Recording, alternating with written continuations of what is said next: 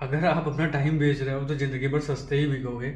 और सच में कोई वैल्यू आपकी नहीं करेगा ना, कोई जहाँ जहाँ आप जॉब करते हो वो भी कोई वैल्यू नहीं करेगा, कोई भी वैल्यू नहीं करेगा।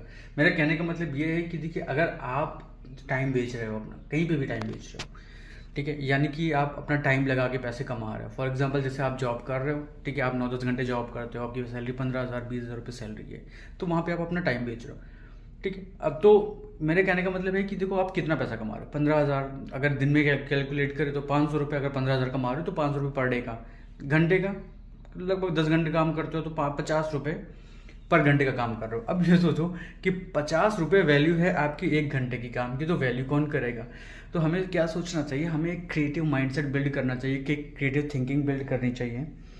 उसमें क्या करना चाहिए कि देखिए, हमें ना अपने टाइम को और अपने जो हम जो पैसा कमा रहे हैं उसको लिंकअप को ही तोड़ देते हैं।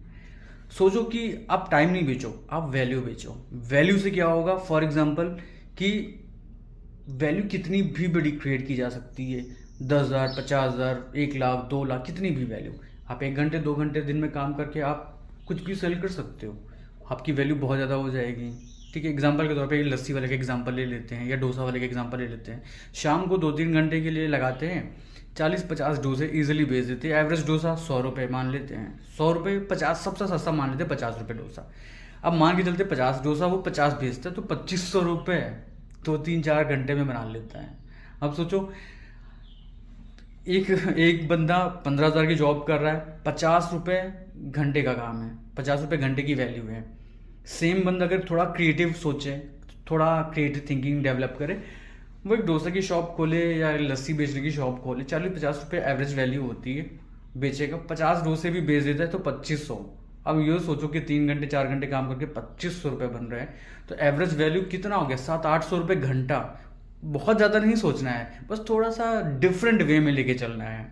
तो यही है मेरा कहने का मतलब है, टाइम बेचोगे तो सब हमेशा लाइफ टाइम सस्ते बिकोगे और कुछ बहुत बड़ी अचीवमेंट नहीं कर पाओगे आप। ना लाइफ में अपनी फैमिली को कोई अच्छा सपोर्ट कर पाओगे, ना कोई अच्छा घर, ना कोई बढ़िया वेकेशंस पे जा पाओगे। बस वही रगड़ते रहना है, रगड़ते रहना है, नहीं।